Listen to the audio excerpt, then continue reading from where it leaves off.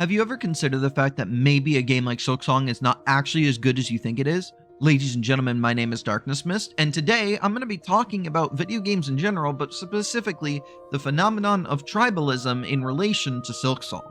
Now, before anybody gets super uppity in their pants about me saying, oh, Silksong's bad or anything like that, that's not actually what I'm saying.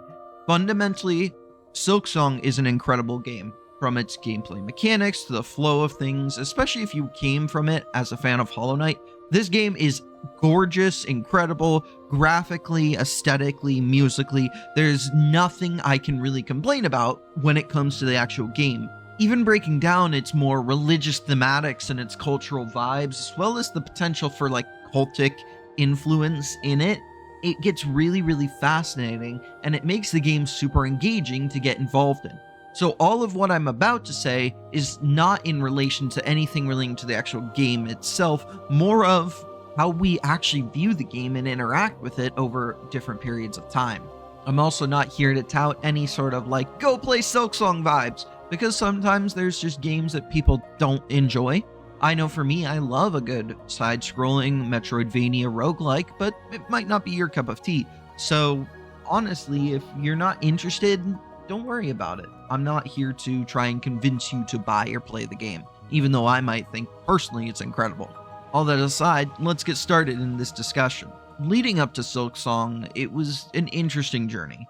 I've been a part of the Hollow Knight community for roughly the last 6 or 7 years. I played the game, I've played the randomizer, I've done a couple of bingos casually, I've just done a lot when it comes to the game. So when Silksong got announced, you can bet your butt I was super excited about it like everybody else. And then it didn't come. And for 7 years, we didn't hear much. That led to a really interesting dynamic online. You have a lot of people online that were praying or praging that this game was going to come out, looking for any snippets of information. You have an incredible dev team that honestly did an incredible job of just teasing everybody, and and honestly it was incredible as far as a marketing standpoint. Their ability to wrap in a community, make them interested, make them invested, and keep their interest going over a long period of 7 years is incredible. But when it came down to it, there was something that I did notice. And this is a similar effect I've actually seen occur online in a lot of different video games. There was kind of this tribalistic nature to how we choose to interact with the media and everything surrounding the game or any game context. Anything relating to news, to fan art, to opinions were all funneled into this tribalistic thinking that got more and more rampant as time went on as we awaited the release of Silksong. Now, for those that aren't familiar, tribalism is really just a conformity to a social group or a social tribe, if you will. And online, we actually get a chance to be a part of a lot of different groups and have an easier time being influenced to join in on a certain tribe. I mean, we see this all the time in online politics. We see people that are screaming over each other because they believe so sincerely in one person's opinion that they refuse to allow somebody else's opinion to have any sway or wiggle room. I mean, and it's just modern influence, right? It's just social influence. But the larger the group is, and the more profound a speaker might be, or a product, or whatever it is you might put on it, the more influence that individual or product is going to have over that community and the public perception of it. Sometimes this isn't even in the control of people like developers. I mean, look at it this way. Toby Fox didn't intend for the Undertale community to get incredibly hostile towards people that had a differing opinion or maybe didn't enjoy the game nearly as much, yet that community was rabid when it came to anybody saying anything negative about the game. Especially then you got Deltarune that came along, and everybody just thrashed on anybody that had a negative opinion. And it became this just really toxic mentality that wasn't the intent of the developer, but a couple of small voices, that kind of 1%, started to gain a little traction. And then if you weren't a part of that social tribe or that social clump, all of a sudden it expanded further and further out, making you feel ostracized and almost in some senses afraid to talk about it. I mean, the same effect can be actually seen with Hollow Knight. The Silksong community and the Hollow Knight community were fanatics putting it lightly. Anything relating to the news they were hyped about. They didn't necessarily go around like disrespecting anybody that had negative opinions like Undertale did, but what they did do is obsess so inherently over the game that it set an expectation that honestly couldn't be met. I mean, that's the thing with expectations, right? Like, we always expect better than we usually get. An experience that we have is never actually going to be as good as we think it is in our heads. And this is a common social psychology piece. Like, we know this, we've studied this, we've gone into this.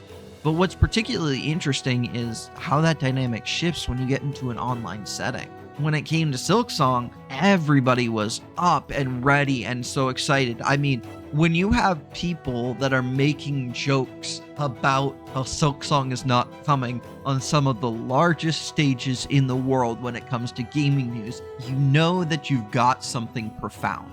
The tribalistic nature of a game has transcended to a level that few others have actually been able to ever reach.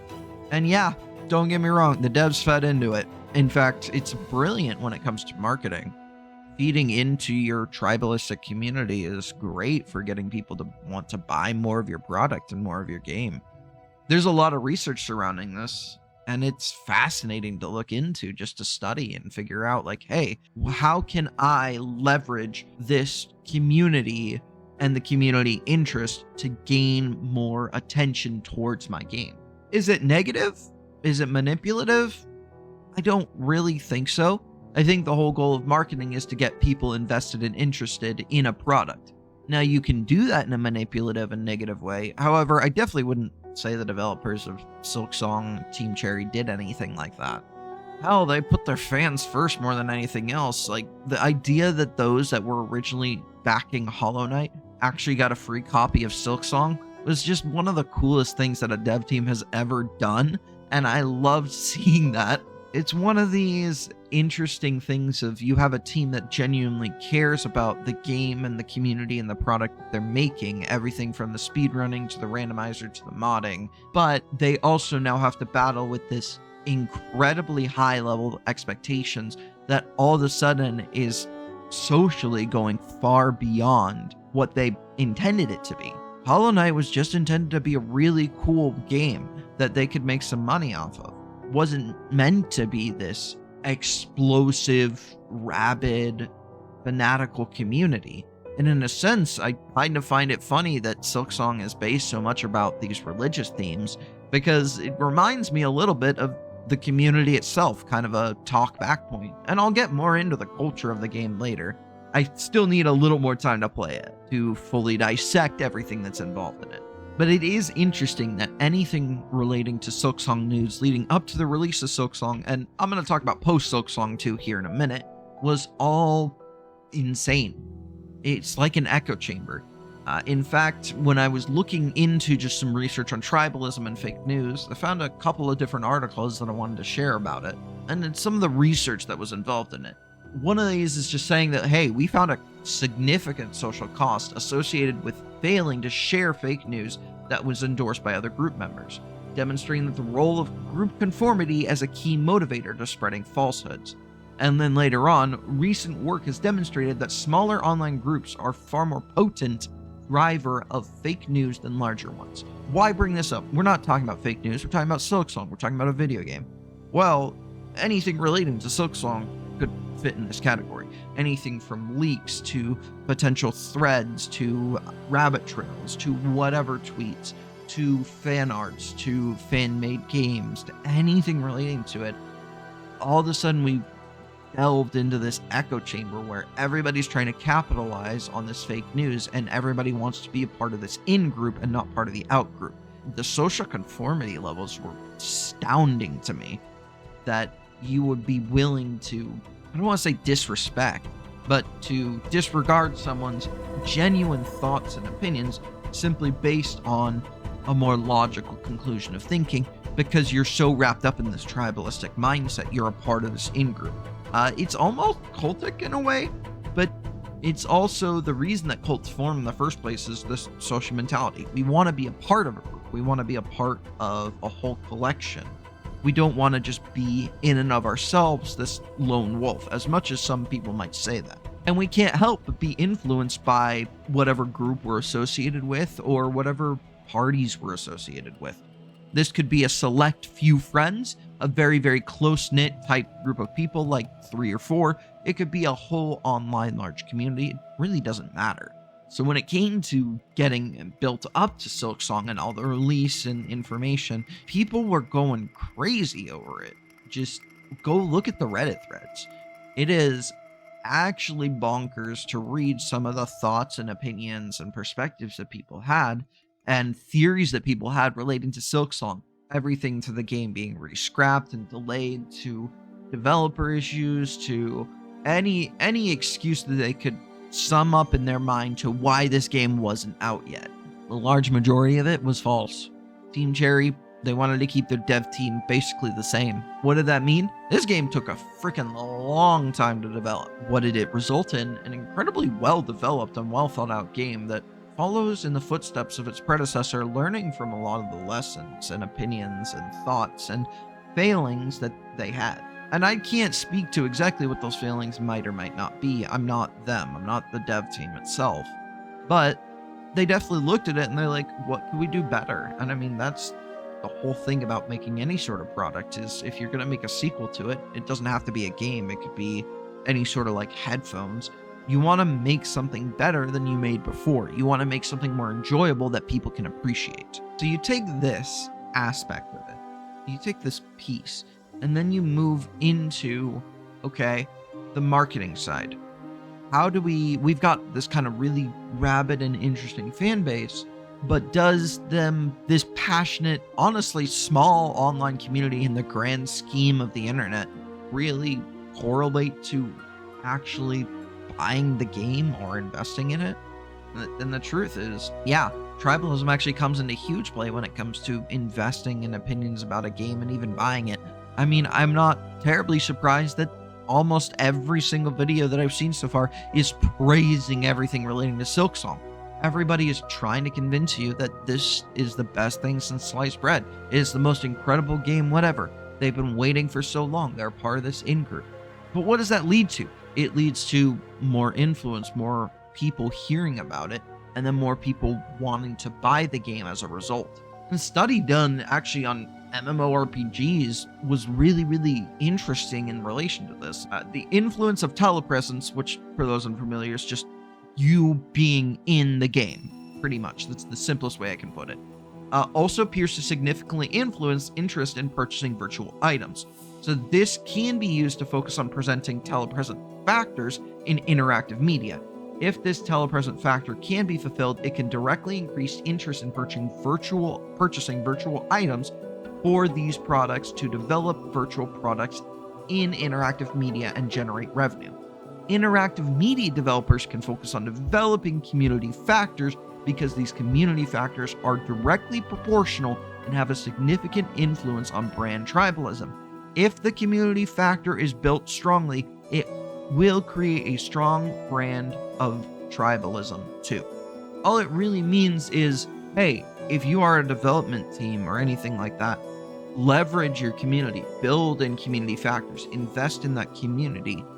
You can actually turn a profit by taking your community and the interest that your small community might have and creating specific content, snippets, clips, whatever, and putting it into the community to generate that interest so that it can then translate into revenue, whether that come out through development or merch or what have you. It could be a lot of different factors. So in this essence, tribalism really isn't that bad of a thing. It allows developers and product creators to leverage it and create something that's genuinely interesting, something that people are genuinely going to get invested in and want to invest in. And by feeding into their community and getting them really invested in it, all of a sudden, now you can turn that, get them really excited about an upcoming product, translate that into revenue, whether that be DLC, whether that be skins, whether that be, what have you. But does that mean fundamentally what you are actually presenting is good or not?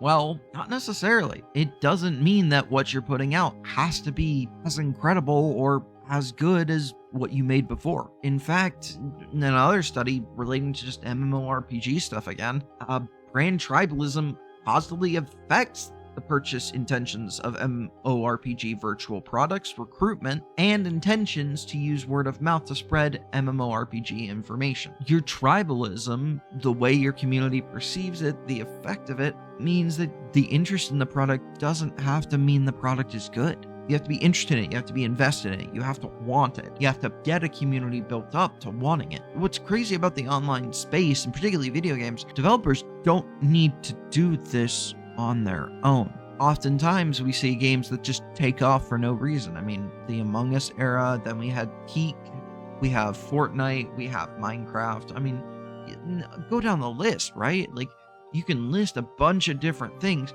and what ends up happening is you get a bunch of people that get interested in a product or a game, they get invested in it, they start creating content around it, and all of a sudden, you, as the person creating that product, might have an incredibly viral game for no reason. It just means that people found ways to create this tribe around your game that gets the internet whole invested in it.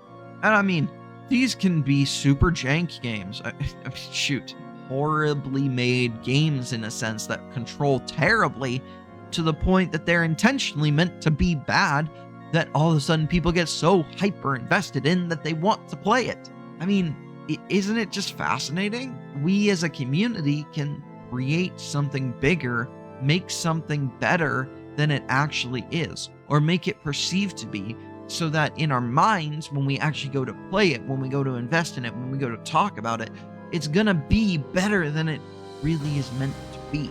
In all honesty, what we have is a really great game. Genuinely, a fun game, an investing game, a very well thought out, very passion-filled game that was built on the backs of some incredibly good developers who care about their community, who want to invest in it. But we as the community have taken that and transcended it to this level of nothing can be wrong about this game. Everything has to be right, everything has to be good, everything has to be perfect. And anybody that speaks any sort of word of criticism about it is gonna be put on an out group, is gonna be put in this kind of category of haters who just don't care about the game and aren't invested in it. And it can be really, really detrimental actually to the community, because what happens is it neglects good feedback. And I'm not gonna lie, this can go the other way too. I mean, I'm a part of a lot of different communities. That's the benefit of being online. I mean, you can talk about the WoW community, you can talk about the Rivals community, you can talk about the Overwatch community, you can talk about a million of different live service games and people's opinions on how it should be developed and things like that, and how seriously devs should consider that. But the thing is, you look at it and you get this echo chamber, this tribalistic mindset, and you get a bunch of them, by the way. A lot of really small, very vocal communities coming out screaming about certain things or certain ideas or certain heroes or balance or mechanics or the way that things should be. And it becomes really, really difficult for a developer team to look at that and say, okay, what's reasonable? What is actual profitable feedback? And what is actual just garbage opinions that can't be actionable? But then on the flip side, if you have everybody that's just praising everything you do and everything so well and everything's perfect and whatever, you never actually end up with a product that is good.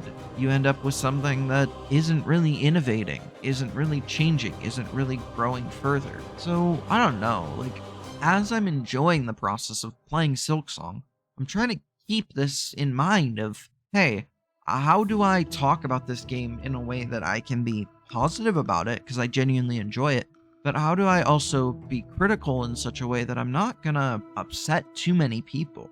I'm gonna find the things that I don't appreciate or don't enjoy. How can I present that in a way that is going to be profitable?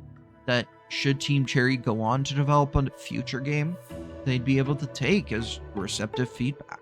But how do I also then not disrespect or talk down about the negative of an incredible game? It's a tricky balance. And I guess it's just something that you gotta keep in mind as you approach any sort of game. You can get swept into this community so easily. You can get so invested in it, but then turn around and realize, oh, maybe it's not actually what I thought it was. And I just got swept up in the fervor and the excitement. I mean, don't get me wrong, there's probably a good amount of people who bought the game day one, who waded through the broken Steam pages, broken websites, whatever it was, to get a copy, will play it for a few hours, put it down, and never touch it again. Does that mean the game's bad? No, it just means, though, that they got swept up in this social dynamic of tribalistic mindset, and instead of actually taking time to think about what I'm doing and be invested in something, I instead just went along with what this online community thought. So this is just a thought experiment more than anything else. And when it comes to culture shaping, culture making, and the cultural dynamics and kind of the more philosophical approach, I am going to talk more about that in relation to Silksong. And don't get me wrong, of course I'm going to ride the high. Everybody's going to be invested in this game. Of course I'll make some videos about it. Of course I'm going to invest in it. It's a good marketing strategy in general. But I also want to approach it in such a way that when people interact with the content that I make, they can find something that's a little more thoughtful, a little more intentional, a little more character-filled, as opposed to something that is just chirping to the same tune as everybody else is. With that all being said, I hope you enjoyed this little bit of a more experimental philosophical video approach. I know it's probably not what a lot of people are expecting when talking about this game, or even when they hear me talk about it. I know I've made guides in the past, and I did a lo-fi thing, and I'm talking about news that's coming out, but I also really invest in the philosophy of games, so this is just another avenue of content that I want to continue to pursue and build on. If you liked it, please make sure you do hit the like button and hit the subscribe button. I'll be back every week making a video, and then there's a short that comes out every week as well. So anyway, you can look forward to that. I hope you have a wonderful afternoon, morning, wherever you're at, and I will see you all next time. Bye-bye!